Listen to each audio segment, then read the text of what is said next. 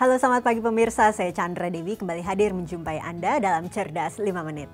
Kali ini kita akan berbicara mengenai asuransi penyakit kritis. Dan bersama saya di studio Metro Manulife telah hadir Bapak Muhammad Irsan, Head of Training and Development dari PT Asuransi Jiwa Manulife Indonesia. Selamat pagi Pak Irsan. Pagi Chandra.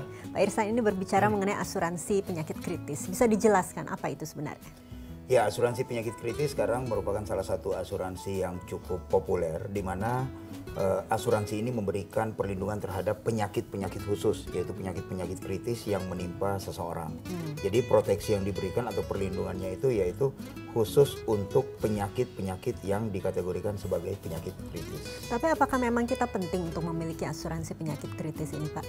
Nah, kalau penting atau nggak pentingnya itu kembali lagi, karena gini, sama saja dengan apakah penting memiliki asuransi atau tidak, ya kan? Nah, kalau kita melihat orang selalu berkeberatan bahwa saya masih sehat, saya masih muda dan sebagainya, nggak mungkin kena penyakit kritis.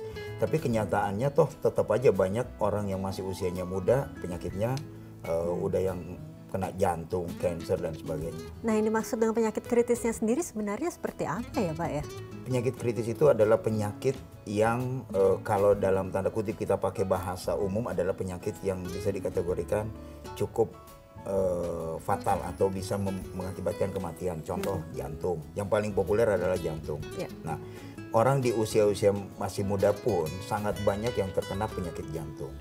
Nah, inilah kenapa penyakit kritis atau asuransi penyakit kritis itu sekarang cukup banyak digandrungi di dunia perasuransian di Indonesia. Betul? Oke, sebenarnya yang di cover, yang ditanggung oleh asuransi kritis ini, penyakitnya apa saja? Apakah ada tergantung dari jenis asuransi yang kita beli atau bagaimana? Ya, kembali lagi seperti yang Chandra bilang tadi, tergantung dari jenis asuransi yang kita beli.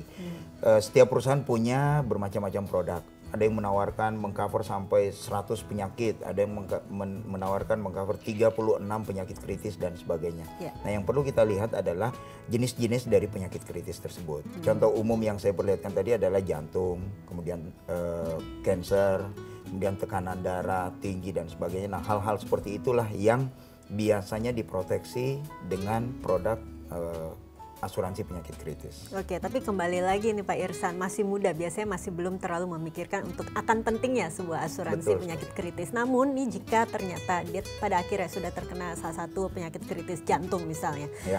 kemudian dia baru tertarik untuk membeli asuransi ini, apakah masih bisa di-cover oleh asuransi penyakit jantungnya?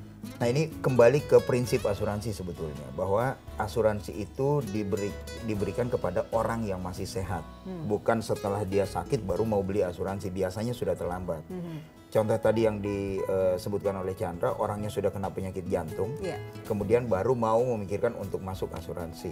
Biasanya resiko itu diukur cukup tinggi oleh perusahaan asuransi, sehingga kemungkinan adalah bisa jadi ditolak, atau bisa jadi tetap bisa diterima dengan persyaratan bahwa dia harus menambah premi yang cukup besar. Yeah. Nah, untuk itu seharusnya orang membeli asuransi justru pada saat sehat, bukan pada saat dia sudah terkena penyakit. Jadi memang harus ada investigasi lebih lanjut dari perusahaan asuransinya, begitu ya Pak Irsan ya? Apakah memenuhi syarat untuk membeli atau tidak? Nah, sebetulnya mahal tidak sih? Berapa premi yang kita harus bayar untuk sebuah asuransi penyakit kritis ini?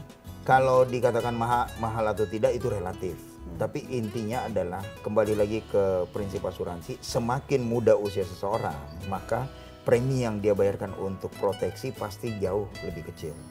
Nah, kadang kita berpikirnya justru sudah terlambat. Jadi sudah di usia di atas 40, di atas 50 baru mau membeli program perlindungan penyakit kritis. Biasanya preminya sudah jauh-jauh lebih mahal. Jadi kalau gitu idealnya ya Pak ya, pada usia berapa sih kita sebaiknya membeli asuransi penyakit kritis ini?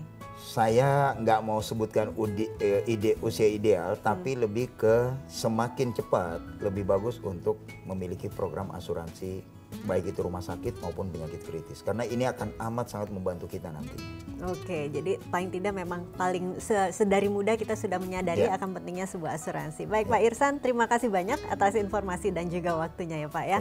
Dan pemirsa, demikianlah Cerdas 5 Menit, Cerdas Finansial untuk episode kali ini. Saya Chandra Dewi, terima kasih atas perhatiannya. Sampai jumpa. Dipersembahkan oleh